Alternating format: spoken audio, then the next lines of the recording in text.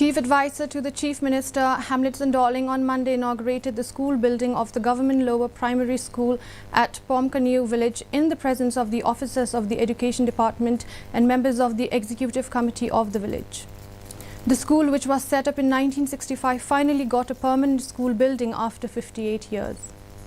The Rangbashnong of the village, Kibar Singh Kharkangor, and headmistress of the school, Lucy Dora Siemle, said that they are very happy since the school finally got its own permanent school building.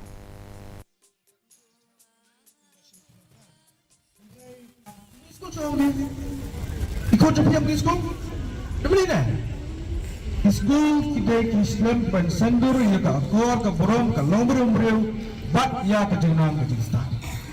Ikut tu pisang alai sem lahir mereka pareng. Abang ka kien dia. Banang ya kien amdai bosnya pada ke pabha mereka jenang ka jista. Tem ka tu di kita school. Ya trestom mereka nangkai sampai ke jengai abang kita bu trestom tak jompi. Piru trestom pengoi kini kai Rang ba berbuat di jalan tak jumpi, lagi kena ke belakang borong, mek kini ke payeng, mek di belakang lasan, lasan, sama ke jalan tu dalam ke jumpi.